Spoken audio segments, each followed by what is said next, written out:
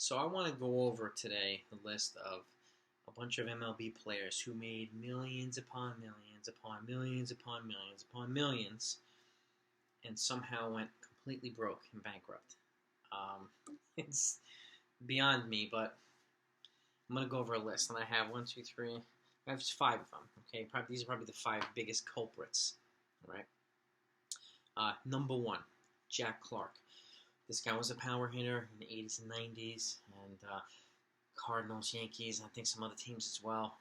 He was a member of the 300 Home Run Club. And this is my book, by the way, that I'm looking. That's right, I'm looking down. This guy had a affinity for spending ridiculous amounts of money on cars. Particularly, he had 18 of them. Okay. I think he spent like $700,000 leasing some kind of Ferrari or something like that. But of the 18 cars that he had, he only paid for one of them. He declared bankruptcy, and at the time, I think he had $40,000 or $50,000 to his name or his net worth, and he had $11.4 million in debt.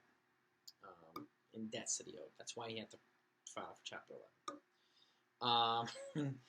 And he also lost his home, and he lost a huge opportunity to get involved in the drag racing venture as well. So, big mess.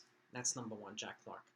Number two, Hall of Fame pitcher Raleigh Fingers. Some of these guys you would never think of, but it's crazy. These are all true. You can look them up as well. First of all, he was a great player, but post baseball, he was just a disaster. Okay, he invested a whole bunch of things. He invested into pistachio farms, wind turbines, even Middle Eastern horse race breeding. So a wide plethora of investments, none of which panned out. And 3 years later, he had to file for bankruptcy as well. He also had about $50,000 of net worth, but at the time of his filing of bankruptcy, he owed $4 million. So needless to say, the ROI was not there on anything. Okay, terrible investments.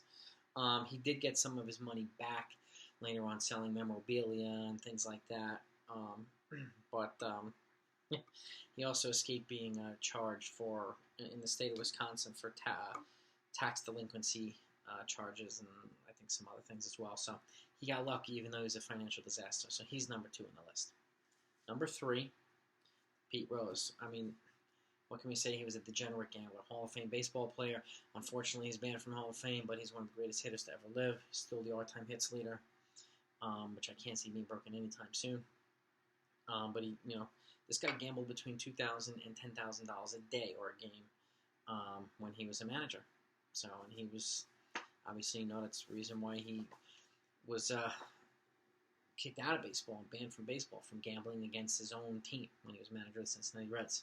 So he's number three, and you still see him now. He goes to a bunch of things and he signs pictures and signs cards and does other things to try to get money. So I think that's his only source of income aside from a baseball pension if he has it. I don't know if he's eligible for a pension, but he's number three. Number four, this is probably the worst culprit, Lenny Dykstra. Nails, tough as nails, Lenny. He actually had some business success early on after he got out of baseball, did some things. But unfortunately, he squandered that all at the point where he tried to become a financial guru for other baseball players in the major leagues.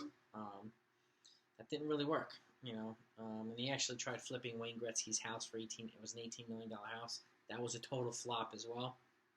And then a number of things, bouncing checks, credit card fraud, sexual harassment charges. And he filed for Chapter 11 bankruptcy in 2008. Claimed about $50,000 in assets, but he actually owed upwards of $50 million. So, talk about financial degenerate. I mean, that's unfortunate. I do think he spent some time in prison as well for some of these charges. So he's getting back and forth, getting into trouble. And then actually a few years ago, he was also charged on money laundering and defrauding his own Chapter 11 bankruptcy hearing. So I don't know how you could do that, but pretty bad. And he's number four. Number five was a guy I love to hate at the very least, but respect him as a pitcher, Mr. Curt Schilling. He actually created a video game company called 38 Studios in 2006. I don't know if many people know about it. But they had to default after a $75 million loan in 2012. And they also bounced a $1.2 million missed loan payment check. And they fired everybody over email. What a classy way of firing people. And they obviously filed for Chapter 11 bankruptcy. So he's another one that he made boatloads of money, and he did made a really, really bad investment that went seriously downhill.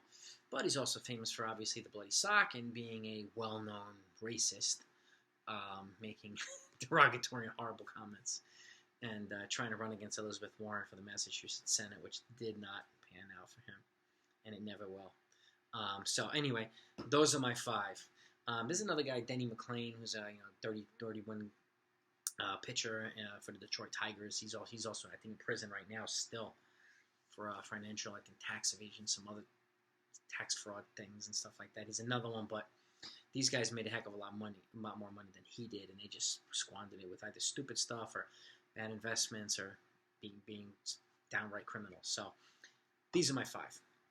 Let me know what you think. If you enjoyed it, click that thumbs up. And if you haven't subscribed yet, if you're a baseball fan, this channel's for you. Make sure you hit that subscribe button, whether you watch all my videos or not. I want to continue growing this channel into one of the best channels. And again, like I say in my other videos, it's from a diehard baseball fan for the diehard baseball fan. My next video you're not going to want to miss, because I'm going to give you the most latest update on the 2020 MLB season. There's been some important revelations this week so far.